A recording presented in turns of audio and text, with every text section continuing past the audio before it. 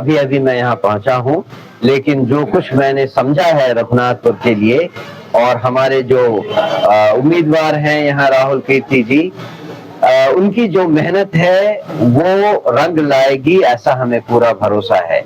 रघुनाथपुर की जनता राहुल कीर्ति जी के काबिलियत को, उनकी शिक्षित बैकग्राउंड को, उनके द्वारा दिए गए संवाद को, संदेश को अच्छी तरह से समझ रही है, और मुझे पूरा भरोसा है कि वो इस बार रघुनाथपुर में गुंडागर्दी के राज को खत्म करके रहेगी। और जैसा कि अभी कहा गया, जब चुनाव के बाद यहाँ का रिजल्ट आएगा तो आप सब हैरान रह जाएंगे कि जनता ने कितना अच्छा फैसला लिया है। सर, रघुनाथपुर की अगर बात करें तो पिछला 2 कार्यकाल राजद का रहा है। अगर लोकसभा की भी बात करें तो हिना शाह जो यहाँ से लड़ी थी, सबसे ज्यादा वोट उनको रघुनाथपुर से मिला था। इस परिस्थिति में आप कैसे कह सकते हैं कि जनसुराज को ज्यादा वोट मिले? ये तो हमारे लिए और भी अच्छी बात है, क्योंकि जो आपने कहा 2 बार राजद को मिला है यहाँ का सीट, इस 10 साल में उन्होंने जनता के लिए क्या किया है? क्या जनता उनके काम से खुश है? क्या उनके लिए कोई काम ऐसा है जो कि ये लोग कह सके कि हमने आपकी जिंदगी इतनी बदल दी, हमने इतने लोगों को रोजगार दे दिया, हमने इतने बच्चों के लिए इतने सारे स्कूल बना दिए, हमने अस्पतालों की हालत इतनी सुधार दी? क्या किया है इन्होंने जिससे जनता इन पर एक बार फिर से भरोसा कर सके? तो जो बात आपने कही वो तो हमारे फायदे के लिए है। उनके नाकामियों का जो सिलसिला चला आ रहा है वो अब 10 साल पुराना हो गया है। उस 10 साल के इतिहास को अब आम जनता, अनपढ़ जनता, गरीब जनता भी समझने लगी है, और इस बार तो उनकी खैर नहीं, ये आप निश्चित मान लीजिए। इस बार उनको बदलाव चाहिए, और बदलाव के लिए उनके पास एक विकल्प है जो जनसुराज है, जो राहुल कीर्ति जैसे पढ़े लिखे, काबिल, समझदार लोग हैं, वही यहाँ की जनता के सारे दुखों का अंत कर सकते हैं। सर, सिवान में अभी हाल फिलहाल गृह मंत्री अमित शाह जी आए थे और शहाबुद्दीन परिवार उसामा शहाब पे बहुत ज्यादा उन्होंने प्रहार किया, और उसके बाद चले गए। आप लोग भी कह रहे हैं कि गुंडा राज नहीं आने देंगे, आखिर क्यों लग रहा है कि गुंडा राज आ जाएगा? आपने लगता है कि वो जमाना देखा नहीं है। आज से 30 साल पहले पूछिए लोगों से कि कितने लोगों ने इनकी गुंडागर्दी को झेला है। आजकल तो वीडियो, बहुत सारे रिकॉर्डिंग्स आ रहे हैं, आपको मालूम है कि किस किस तरह की कहानियां हैं, किस किस तरह के चर्चे होते हैं, कितने लोगों की जिंदगियों से खेला गया। लोग 6 बजे के बाद सड़क पर निकलना पसंद नहीं करते थे।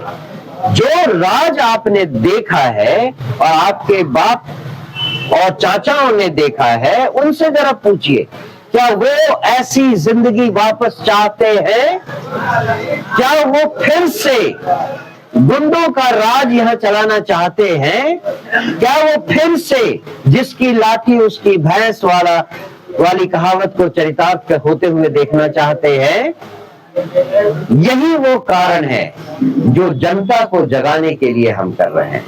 और जहां तक आप अमित शाह और नरेंद्र मोदी की बात करते हैं, वो लोग तो दूसरे तरह के माफिया हैं। जो लोग यहां से मजदूरों को अपने मिलों में सूरत और अहमदाबाद में ले जाने के लिए ही पूरी सरकार चलाते हो, और जब भी यहाँ आते हो तो 10 ट्रेन का वो घोषणा करते हो, और जब वहां से छठ के लिए बिहार के लोग आते हो तो उनको जानवरों की तरह गाड़ियों में ठूस कर आना पड़ता है। उनकी तो अलग माफियागिरी चल रही है, जिसमें वो बिहार को एक कॉलोनी माने हुए हैं, मजदूरों को यहाँ से ले जाने की एक कॉलोनी। यहाँ अगर विकास हो गया तो मजदूर कहाँ से ले जाएंगे? वो लोग कहाँ से पाएंगे मजदूर? तो ऐसे शहरी माफिया, मजदूर माफिया वाले लोगों से रघुनाथपुर की जनता अच्छी तरह वाकिफ होगी। रघुनाथपुर क्यों, पूरे बिहार में लोग समझ गए हैं कि ये मोदी शाह की जो जोड़ी है वो बिहार को किस तरह गरीब बनाने के लिए ताबड़तोड़ मेहनत कर रही है। अमित शाह जी बोल रहे हैं बिहार में जगह नहीं है कंपनियां बैठाने, इसके बारे में क्या बोलिए? बिहार में क्या नहीं है? जगह नहीं है कंपनियां बैठाने की। उनकी बुद्धि में जगह नहीं है ये सोचने के लिए कि कंपनी कहां बैठेगी। उनकी बुद्धि बहुत क्षुद्र है। और मैं आपको बताता हूं कंपनियां कहां बैठ सकती हैं। यहां जो नदी 1 किलोमीटर में बहनी चाहिए वो 8 किलोमीटर में बह रही है। 200 किलोमीटर गुने 7 किलोमीटर 1400 स्क्वायर किलोमीटर की जगह नदियों की गोद में छिपी है। इतनी अकल नहीं है कि उस नदी जो जमीन रखे हुए है उसको बाहर निकाला जाए, उसमें आप इंडस्ट्री बिठाइए, लोगों को रहने के लिए मकान बनवाइए, किसानों को खेत दीजिए। 1400 स्क्वायर किलोमीटर जमीन बिहार में नदियों के गोद में समाया हुआ है। उसको निकालने के लिए आप जरा से मेहनत नहीं कर सकते?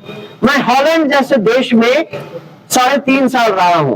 हॉलैंड के बारे में आप जानते हैं, यूरोप का एक देश है। 600 साल पहले वो इतना छोटा सा देश हुआ करता था। उस पे लोगों ने क्या किया? समुद्र के ऊपर बांध बना दिया।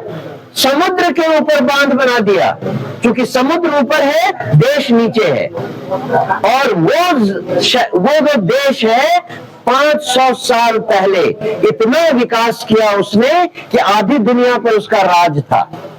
500 साल पहले ये सोच सकते हैं लोग कि समुद्र से कैसे बचकर हम एक देश बनाएं। यहां इन गधों के पास इतनी अकल नहीं है कि नदियों को कैसे रोककर हम इससे जमीन निकालें। कैसे मूर्ख हैं जो हमारे ऊपर शासन कर रहे हैं और यहां आकर हल्ला मचा रहे हैं कि हम आपके लिए ये कर रहे हैं और वो कर रहे हैं। इतनी ज्यादा जमीन बिहार के पास है कि आप उसको यूज करते करते थक जाएंगे, जमीन कब नहीं पड़ेगी। और इन लोगों की क्षुद्र बुद्धि में ये आती नहीं है बात। जन स्वराज की सरकार को लाइए, आप देखिए बिहार की सारी समस्याएं खत्म हो जाएंगी, क्योंकि समस्याओं का समाधान है। ये जो सरकार, ये जो नेता बैठे हैं खाली अपनी जेबें भरने में लगे हैं, उनको बिहार की कोई सुध नहीं है। धन्यवाद।